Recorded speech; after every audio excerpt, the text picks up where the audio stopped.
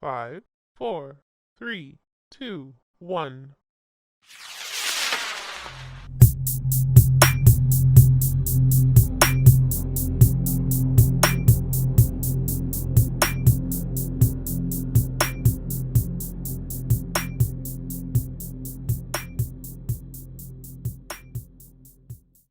Hello, welcome back to the Blerdiverse Comic Book Corner. We're back with another one. This is day 16 of 31 days of December comic book uploads. Today we're checking out Avengers issue 50. This is by Jason Aaron, Christopher Ruccio, Aaron Cooter, and Ed McGuinness. So, this chapter here is the culminating end of the World War She-Hulk thing.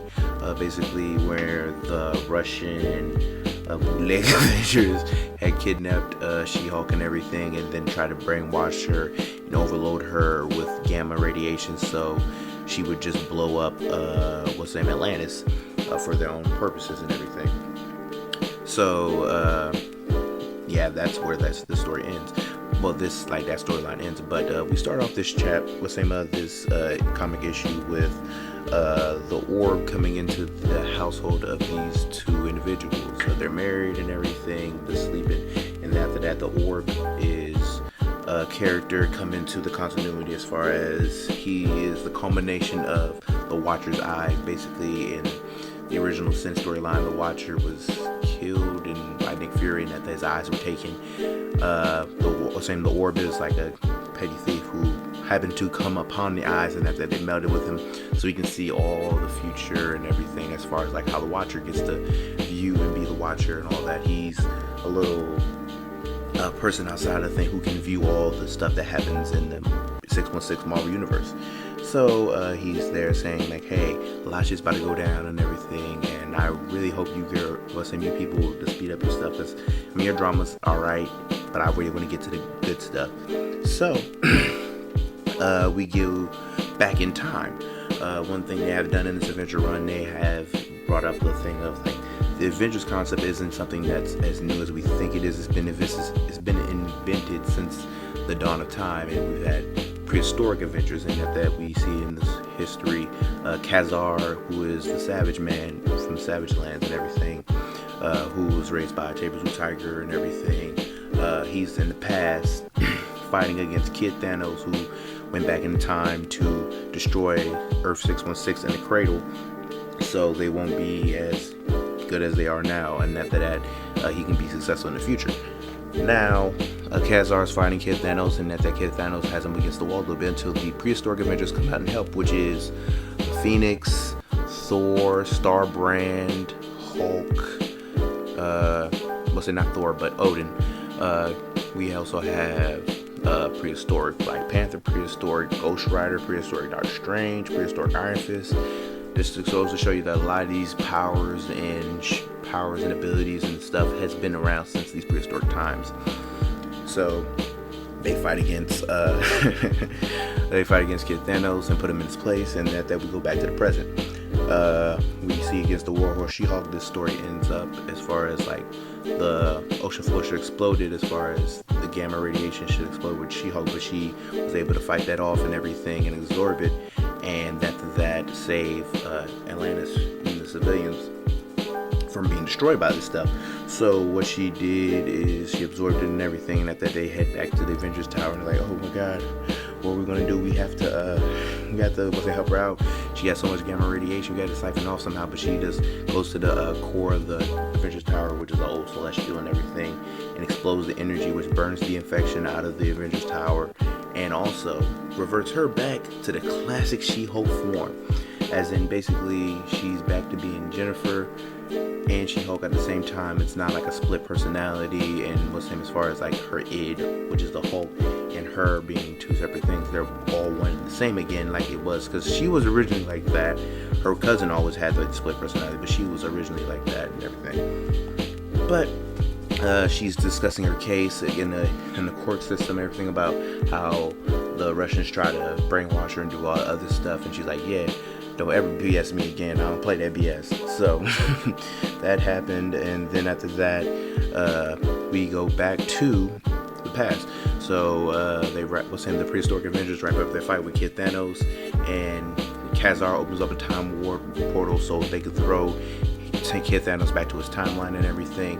And Kazar said, "Okay, my work is done here. Let me go back to my time."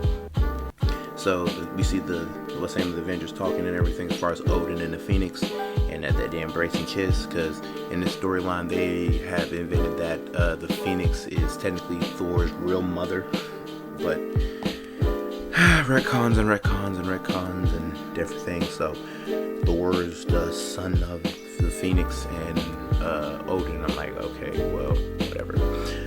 You want to make him more OP? Just say you want to make him more OP, but cool. Anyways, that happens, and we see in the background somebody was observing this fight. We see Doom, but not just any Doom. It's a Doom from a different universe, not our universe. And this is Doom Supreme, also the Doom above all. So that means Doom not only is just Dr. Doom in all his power and glory and everything, but he also has the power of being Sorcerer Supreme and also the one above all. So he has the power of the Sorcerer Supreme and the one above all, which has been a character introduced through the whole Immortal Hulk storyline, which is like basically God. So he a real nigga. And Mephisto's out here talking that shit like, hey man, you see what happened to that dude? That's what happened to everybody try to come up to the past, think shit sweet. So if you really want to do something, you gotta be about it. And Doom's like, bruh, first of all, who are you talking to? Second of all, what do you want? Because you always want to talk that slick shit. What you really about? And he's like, you know what? You need to make a team. Make a team, and then after that, you can be able to handle them. Because literally everybody else trying to come back here solo, though. You make a team, you'll be able to handle them. And he's like, you know what? Alright, I make a team. So Kazar, he's trying to travel back in time, but that day he gets attacked by some time missiles, and then he gets swapped to a different time, and after that he's not in the time he wants to be, and he's attacked by this guy who's in like the Asgardian destroyer armor, and with like some devil hellfire, and it turns out this is Howard Stark.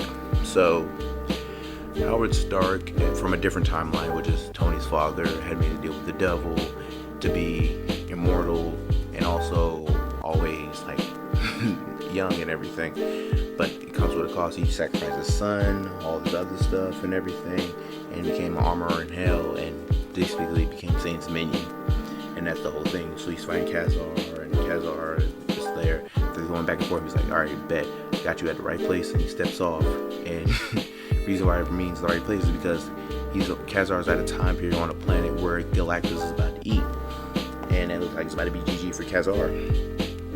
So we get back to the present, where we deal with the fallout from all that other stuff. Basically, we see She-Hulk talking with Namor and Atlantis, and he's thanking her for saving Atlantis and everything. And then after that, we have the Avengers talking about like, hey, we lost a couple members because She-Hulk's taking some time off, and we don't have Doctor Strange, and Thor's dealing with his own stuff because Thor's dealing with his own stuff and what we need to do. So Robbie Reyes comes in, is like, aka Ghost Rider. He's like, hey man, I'm really dealing with some stuff right now because I'm having bad dreams, and I need to know that if I should go, you're gonna protect my brother, because that's the only reason why I'm on this earth. I don't care about anything else, just protect my little brother. If anything happens, he's like, yeah, we got you, bro. It's like, all right, I appreciate you. So we go to a hospital where Jane Foster, aka Valkyrie's working at, and the Deathlock is there, and she's like, yeah, you're a new Avenger. He's like, I'm not an Avenger. He's like, yeah, not yet, we need you to join. And then after that, we come back to Avengers Mountain. Namor's there, and he's like, yeah, I found a Deathlock too. And a Deathlock syncs up with Robbie Reyes, and they teleport to a different universe. And in this different universe, they teleport after, but in this universe, what had just happened, Ghost Rider was killed, so was Odin, and a lot of prehistoric Avengers and everything by the Multiverse Masters of Evil. So who are the Multiverse of Masters of Evil? We have the whole roster. We have the Doom above all. We have Asgardian, Wakandan, armored Killmonger. We have the Black Skull, which is Red Skull and a Venom symbiote. We have Dark Phoenix and her Berserker, which is basically Dark Phoenix, Jean Grey, and a Berserker Wolverine. We have Kid Thanos, and last but certainly not least, we have Ghost Rider, Green Goblin. So heck, some heavy hitters, they're going universe to universe at the behest of Doom Above All and Mephisto, destroying all prehistoric Avengers in the cradle and everything at the what's name for the planet. So they go around. They even had this little thing. It's like, Kid Thanos wants to kill all Odins, while Killmonger wants to kill all Asgardians and Black Panthers. They all had like different things they want to get. Green Goblin wants to kill all Ghost Riders because he wants to keep their skulls as flaming skulls to throw at people later on. But yeah, they move around until they get to our universe. And then when they get to our universe, they meet the Orb. And the Orb's like, oh my god, I'm a real big fan. I'm so glad to see all you guys. I mean, heck, I've seen all the stuff you've been doing. It's been cool to see. I mean, heck, bruh, it's some tough stuff and all that. I mean, I'm a really big fan. It's like, hey man, we don't have time for fanatics, so they just kill him brutally. And keep it pushing. Said, heck, set their sights on Avengers Tower, which is where they're at. It's like, yeah, we about to run this fade. We really about it. And the Orb dies. He's like, dang, it's really cold out here. It's really about to get dark. Well, it's GG for me. And we follow the epilogue of the story with Khazar. Turns out he didn't die. He became the Herald of Galactus and is just feeding him some planets and everything. But he's going to find a way to get back to the town to warn the Avengers. But other than that, that's the end of the chapter. It's a solid chapter. I give it a 9.6. I can't wait to see what's coming next because it's going to be a good fight. Really good fight. Can't wait because like all these Avengers versus the antithesis of a lot of their characters. Can't wait to see it. But other than that, like, comment, share, subscribe, and we will be back with another one. Peace.